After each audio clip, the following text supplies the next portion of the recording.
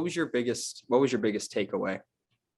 Honestly, it wasn't because obviously the Warriors' third quarter was crazy. They really brought it back to the throwback dynasty days when I feel like they just blew teams out in the third quarter every single game.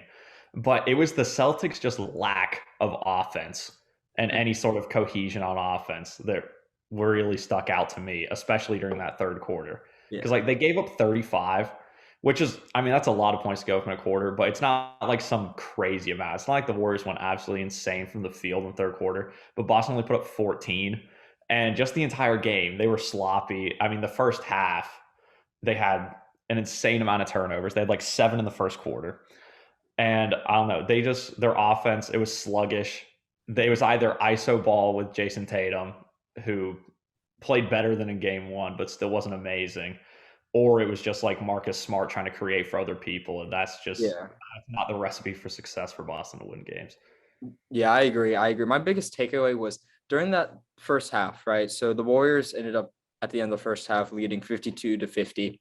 But my biggest thing was this isn't, I guess, similar to game one, but the biggest thing was the Warriors had nothing going on offense, in my opinion, during the first half.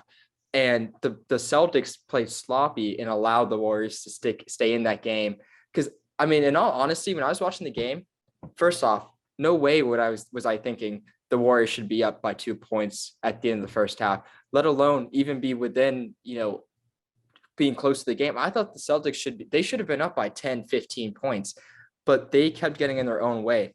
They kept turning over the ball, which was not good. In the first half, the Celtics had 11 turnovers and the Warriors scored 18 points off of those turnovers, which is crazy to think about because the Warriors, they weren't doing well offensively. Like they were not doing well. So that was my biggest takeaway. It was just like the Celtics, in my opinion, I mean, again, the third quarter was different. The Warriors really dominated, but the Celtics allowed the Warriors to stay in that game, at least in the first half, and made it very easy. They didn't even have to come back, just easy to stay in the game.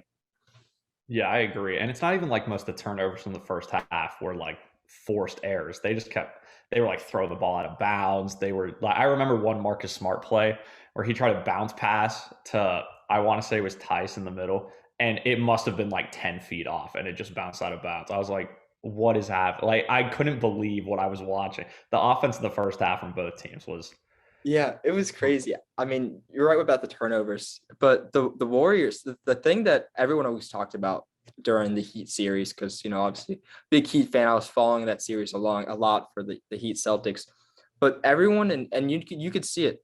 The Celtics, they don't have no one like obviously in the NBA they can dribble the ball, but they're not that great in terms of NBA level people that can handle the ball, and they were being like they get the ball stolen so often in game two. There's 15 steals at the end by the Warriors.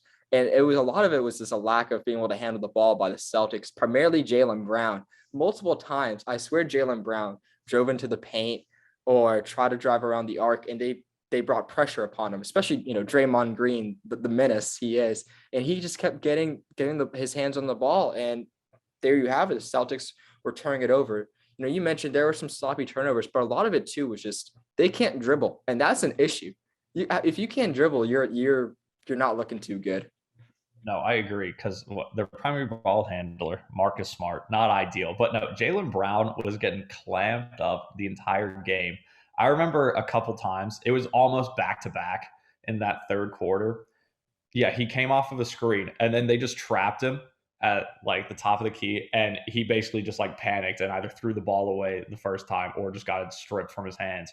And I was like, there's nobody open for him and he can't create off the dribble at all. Like he can a little bit for himself, but Jason Tatum has been way better in the playoffs creating for other people, but they basically just have Jason Tatum to create any sort of offense for Yeah. anybody except for themselves. And even then, Jaylen Brown's like the only person who actually can create offense for himself. Yeah, exactly. And a lot of I think an underrated thing going back to just the Warriors. I want to focus on the Warriors defense. We talked about the dribbling was an issue, but the Heat, who had one of the best defenses in the NBA, they didn't really steal the ball. They didn't force turnovers as well as, at least in my opinion, the Warriors did in game two and even did a little bit in game one.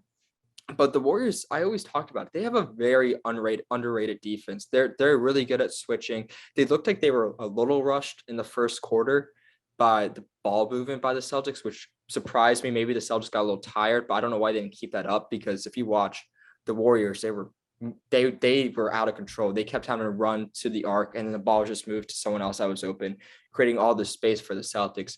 But after that first quarter, the Warriors kind of homed in on themselves and were like, let's say true to ourselves. And that was really interesting. And how I almost felt like the Celtics weren't prepared for the Warriors to have that good of a defense, even though they should be. I mean, Andrew Wiggins, as much as people rip on him, kind of a really good defender. He's tall. He's not like I thought he was like a little bit shorter, but he's tall for the position he plays. Yeah, no, I agree. Like with the Warriors defense, I think it's different than the Heat, but it's about like the same level almost, but they're just way more aggressive, and that leads to them being erratic because I mean, you saw in game 1 and at the start of game 2, like they're giving up a crazy amount of wide open threes because they miss one switch like on the backside, and then like Derek White is just standing there or Al Horford is standing there wide open from 3. But whenever they're actually locked in and they get their switches right, I mean, they've got insane pressure on the ball. And like, yeah, even though Klay Thompson isn't as good as he was, he's still a decent defender. Obviously, Draymond Green, a crazy good defender. Yeah, like you said, Andrew Wiggins is maybe one of the most underrated defenders in the NBA because when he was on Minnesota, he would just kind of like let the game go by, he would score, and then that was kind of it. But ever since he's been on the Warriors, he started locking up. So good for Andrew Wiggins, really fulfilling his potential on defense. You mentioned Draymond Green, and Draymond, statistically, he's never been that guy. Dude cannot shoot the ball. I mean, he shot a couple from 3, and they were bricks. And when I say bricks, they were bad. Like they were bad misses.